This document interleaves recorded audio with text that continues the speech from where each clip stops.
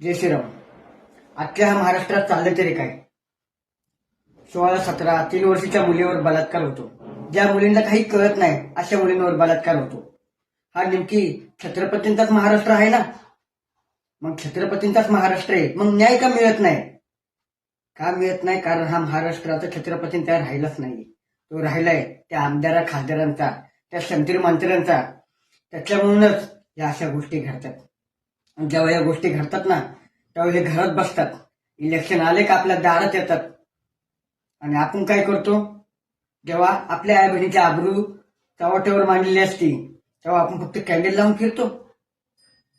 अहो, मला एकच सांगायचंय का ही माणसं छत्रपतींच्या नावावर निवडून येतात ना, त्यांना छत्रपतींच्या नावावर निवडून देऊ नका.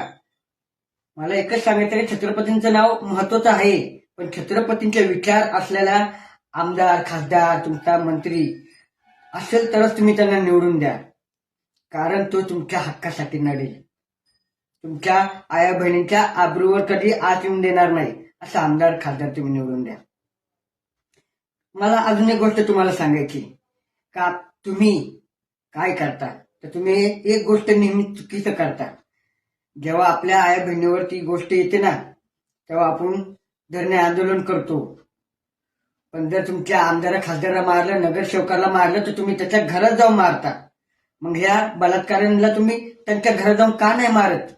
का नाही तुम्ही त्यांना प्रश्न विचारत का बाबा एवढी स्वस्त वाटते का आमच्या आया बहिणींची आबरू तू अशी लुटतो?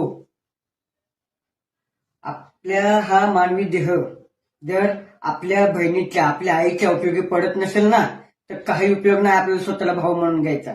मला एकच गोष्ट सांगायची, जेव्हा भांडणं धर्माच्या नावाने होतात, जातीच्या नावाने होतात, आपण एकमेकांवर तुटून पडतो.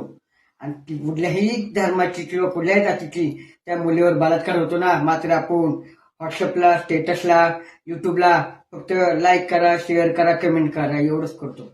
एक वेळ लक्षात ठेवा, ही वेळ दुसऱ्याच्या घरात आलेली, दुसऱ्याच्या आई बहिणीवर आलेली उद्या ही तुमच्या घरावर सुद्धा येऊ शकते. त्याच्यामुळे एकत्र या, कारण उद्या तुम्हालाही न्याय मागायला कोणाच्या तरी दारात उभं राहायला लागेल. जय हिंद, जय महाराष्ट्र.